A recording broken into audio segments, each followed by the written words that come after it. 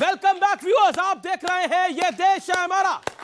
एक और हमारे साथ पार्टी है जहां पर भी वंशवादी, पहले लालू यादव, फिर राबड़ी यादव, फिर तेजस यादव, फिर तेजस्वी यादव, मीसा यादव, और भी कोई नाम होगा तो आप ऐड कर दीजिए, हो सकता है मुझे ध्यान में ना हो। लेकिन एक बात बताइए, ये वंशवादी एक दरख्त का हाल हुआ है शरद राव पवार की पार्टी का, क्या आपको लगता है कि अभी नहीं, आने वाले दिनों के अंदर काबिलियत के आधार पर तो काम करना ही पड़ेगा? देखिए, ऐसा है अमित जी, ये भ्रष्टाचार पर, परिवारवाद पर ये भाजपाइयों का रेडीमेड भाषण बहुत हो गया। हम 3 दशकों से देख रहे हैं, उसमें तो हम लोग स्टूडेंट थे, यही आरोप लगा रहे हैं।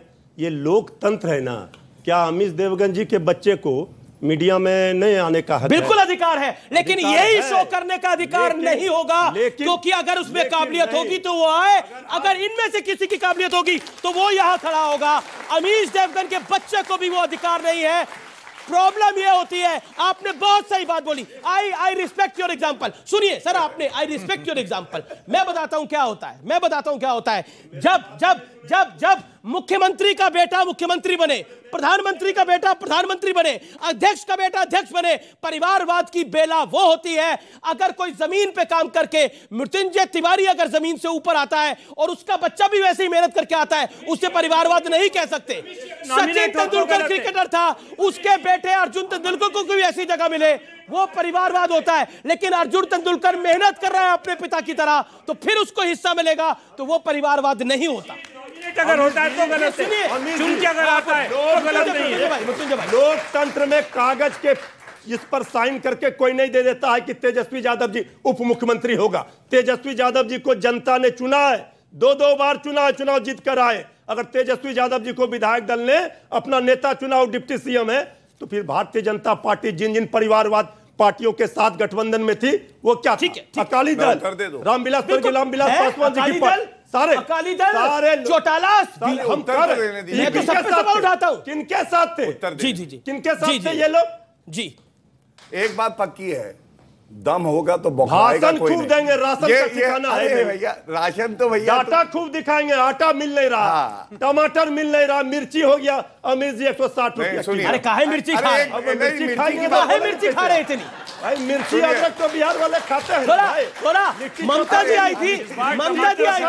अरे सुनिए ना, हमें बिहारी इतना अच्छा तो आता नहीं है। ममता जी आई थी, थोड़ा रसगुल्ला खाते, रसगुल्ला जनता को खिलाएंगे, हम नॉन रोटी मिर्ची खाएंगे। सुनिए भाजपा मलाई खाएगी, वो कह रहे हैं हम नून रोटी और मिर्ची खाएंगे, रसगुल्ला जनता को खिलाएंगे। देश को ही खा लेंगे। अच्छा जवाब है। डाटा देते हैं, आटा नहीं। तो याद आ गया, जो पाकिस्तान कभी कहता था कि हमें कश्मीर चाहिए, वह आटा नहीं है, पाकिस्तान ये है मोदी जी की ताकत। अरे आटा में पाकिस्तान चाहिए, आटा में पाकिस्तान का संबंध। पब्लिक के भी सवाल आएंगे फिर। अमीर जी, ये तरीका ठीक नहीं है। अपनी बात बोलूंगा।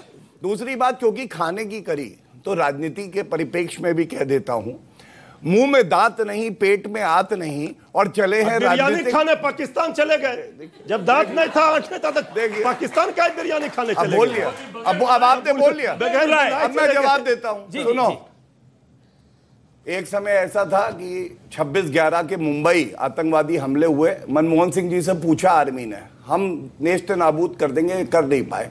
नरेंद्र मोदी जी ने आर्मी को खुली छूट दी, घुस के ठोका पाकिस्तान को। ये फर्क है। अभी सुनिए, आपने ये नरेंद्र मोदी 140 करोड़ हिंदुस्तानियों की ताकत है। ये कारण नरेंद्र मोदी जी हर लाइन पे देखिए टोका जाए। ऐसा बात बोल रहे, गले के नीचे हजम नहीं हो रहा। हमारे सेना, हमारे जवान वहां शहीद हो रहे हैं। अरे चलिए, नहीं हुई अमीर जी, मैं वरना फिर देखिए बीच में टोकना नहीं चाहता हूं, या हर लाइन पे टोकेंगे ठीक नहीं। अब सुनिए, भारत को जोड़ेंगे, यात्रा पे चल रहे हैं, और मोहब्बत की दुकान है। मोहब्बत की दुकान में व्यापारी कौन है? कन्हैया कुमार। भारत तेरे टुकड़े होंगे। भैया, ऐसे व्यापारियों से भारत को बजाए भगवान, जो कि टुकड़े करते हैं। ये इनकी मोहब्बत की दुकान है, मोहब्बत की दुकान है। लेकिन कन्हैया कुमार, अगर कन्हैया कुमार को रखेंगे तो मोहब्बत की दुकान। रोहन जी की बारी है, रोहन जी की बारी है, निवेदन को स्वीकार करें। ओके, आप मोहब्बत की दुकान, मोहब्बत जब आप बात करते हैं तो मोहब्बत पर जब भाजपा बात करे तो गुस्सा आएगा। कन्हैया के बारे में कुछ बोल दिया, जगदीश टाइटलर गुस्सा आ गया भैया को। कन्हैया कुमार से जितना आपको लगाव है उतना ही लगाव उनको है। इनको तो आप पूछिए मत। अगर इन लोग के टिकट दी थी तो समर्थन नहीं करेंगे ये लोग, मैं जानता हूं इस बात को। चलिए आगे बढ़िए। ओके रोहन जी, ये राहुल जी अब 2024 का चुनाव भी नहीं लड़ेंगे क्योंकि हाईकोर्ट ने सजा को बरकरार रखा है, माफी काहे नहीं मांग लेते इस पूरे मामले के ऊपर? अरविंद केजरीवाल ने कई बार मांगी है, कई बार गलती हो जाती है, माफी मांग के आगे बढ़ जाना चाहिए।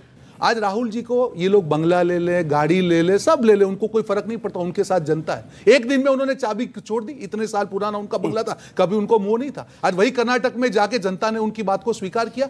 कब तक आप राजनीति करते रहेंगे? उनका एक एमपी नारायण काछड़िया, हाईकोर्ट ने सजा को, सुन लीजिए, मैं आ रहा हूं, सजा को बरकरार रखा है, उसी पे आ रहा हूं। इनका एक एमपी, मैं चैलेंज के साथ कहता हूं, अगर गौरव भाटिया में हिम्मत हो तो उसका जवाब देके दिखा दे। नारायण काछड़िया अमरेली का एमपी 3 साल की सजा होने के बावजूद आज भी सांसद बने हुए। क्यों? राहुल गांधी है। चल मुझे आंसर दीजिए, आप इसका आप आंसर देखिए। कोर्ट के भी ऑफिसर हैं तो जिम्मेदारी से जवाब दीजिएगा। मैं जो भी कहता हूं बड़ी जिम्मेदारी से कहता हूं, और इतना जरूर कहूंगा कि नहीं, नारायण काछड़िया का जवाब देखिए ये गलत है। नहीं, मुझे जवाब जवाब आप बोलिए। चलिए आप बोले नारायण काछड़िया का जवाब दीजिए। राजीव गांधी ने आप जवाब क्यों नहीं दे रहे? अरे आप वापस चले गए कहीं पे? मैं आपका स्पेसिफिक जवाब मांग रहा हूं। आपका एमपी है, अमरेली का एमपी है, नारायण काछड़िया 3 साल की सजा हुई, आज भी एमपी नहीं है। डबल स्टैंडर्ड बात है। अगर आप नहीं, अमीश भाई, हाईकोर्ट की सदस्यता मुझे अमीश भाई, क्या आपको नहीं लगता है कन्विक्ट होते सदस्यता चली जाती है? आजम खान की भी गई हुई ना, आजम खान की कई नेताओं की गई। नारायण काछड़िया अमरेली के एमपी की सदस्यता नहीं गई। अच्छा ठीक है, मैं चैलेंज के साथ कह रहा हूं,